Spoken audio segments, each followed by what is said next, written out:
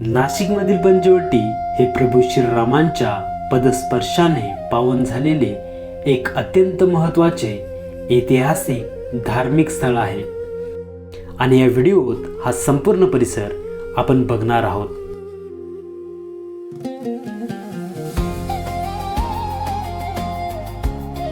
तर मी आता आलोय पंचवटीमध्ये Sita गुफेजवळ।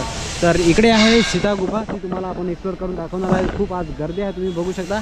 So let's go enjoy करू। आणि पंचवटी हे जे वटवृक्ष आहेत, 5 वटवृक्ष भव्य दिव्य, यांच्यामुळे याला नाव पडलंय पंचवटी। सो लेट्स गो, व्हिडिओला सुरुवात करूया, चलो। पंच म्हणजे 5 आणि वटी म्हणजे वटवृक्ष।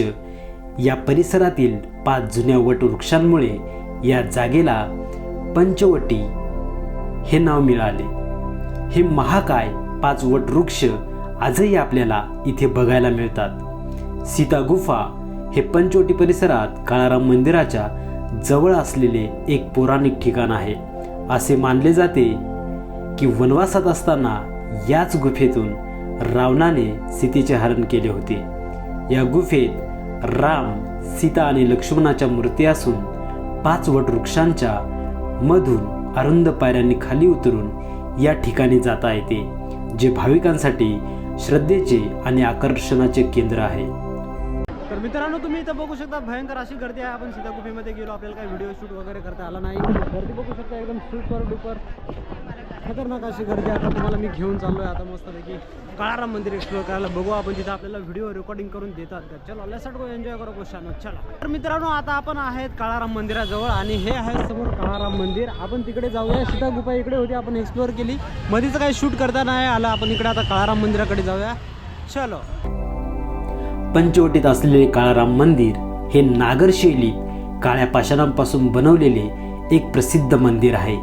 या मंदिरात श्रीराम, सीता आणि लक्ष्मण यांच्या काळ्या मूर्ती आहेत, जे पेशव्यांचे सरदार रंगराव ओडेकर यांनी 1790च्या दशकात बांधले। तर मित्रांनो, आता आपण आलोय मस्तपैकी गोदा घाटावरती।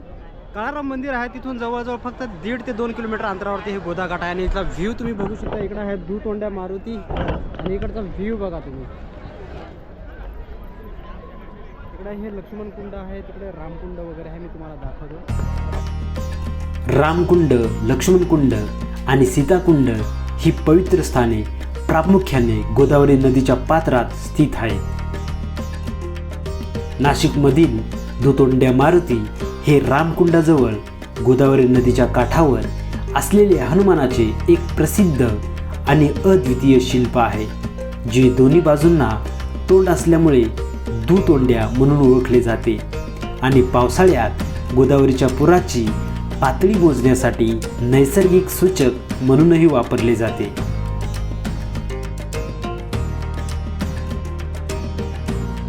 रामकुंड हे नाशिकमधील सर्वात पवित्र ठिकाण मानले जाते। प्रभू श्रीराम आपल्या 14 वर्षाच्या वनवासादरम्यान या ठिकाणी स्नान करत असत। रामकुंडापासून साधारण 10 फुटाच्या अंतरावर सीताकुंड आहे। इथे माता सीता स्नान करत असे।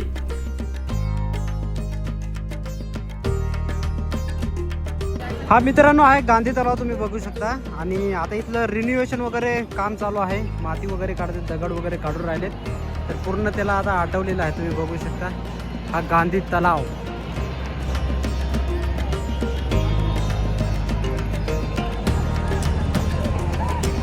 नमस्कार मित्रांनो, तर आता आपण आलोय तपोवनमध्ये आणि माझ्या मागं आहे श्री प्रभू रामांची मूर्ती, तुम्ही बघू शकता। सर्वात मोठा स्टॅच्यू हा आहे इकडे, सुपर डुपर।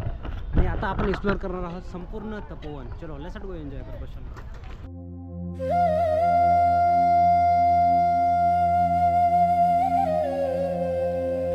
नाशिकमधील तपोवन हे प्रभू श्रीरामांच्या पदस्पर्शाने पावन झालेले एक अत्यंत महत्त्वाचे ऐतिहासिक धार्मिक स्थळ आहे। रामायणातील प्रसिद्ध कथेनुसार रावणाची बहीण शूर्पणखा हिचे नाग लक्ष्मणाने याच ठिकाणी कापले होते। यामुळेच या शहराला नाशिक म्हणजेच नाक कापले गेलेले ठिकाण हे नाव पडले। तपोवनातील रामसृष्टी उद्यानात प्रभू श्रीरामांची 70 फूट उंच भव्य मूर्ती साकारण्यात आली असून ती महाराष्ट्रातील अशा प्रकारची सर्वात उंच मूर्ती आहे.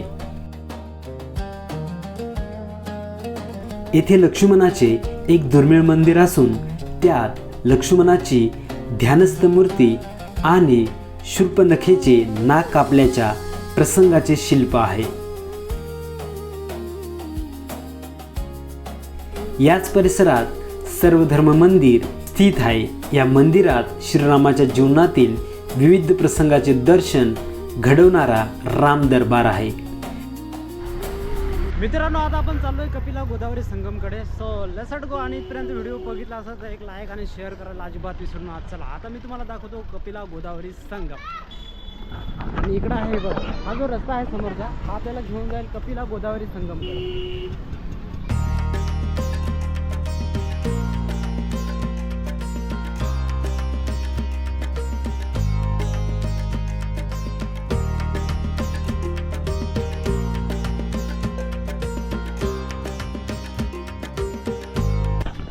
तर मित्रांनो, आता मी आलोय कपिला गोदावरी संगमकडे. आणि इथं तुम्ही आल्यानंतर तुम्हाला 2 नद्या बघायला मिळणार.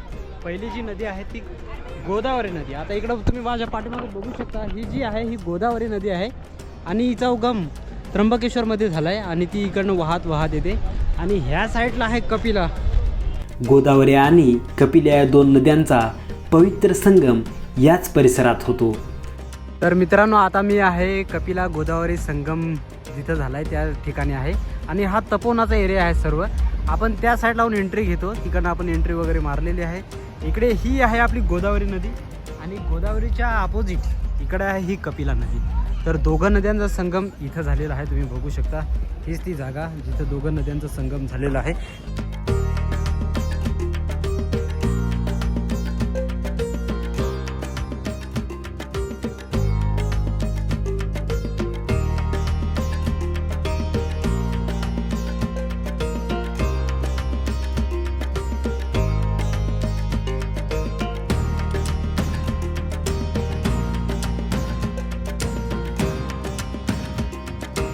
मित्रांनो, आपण तपोवन एक्सप्लोर करत असताना आपल्याला हे रांजण खळगे बघायला भेटतात.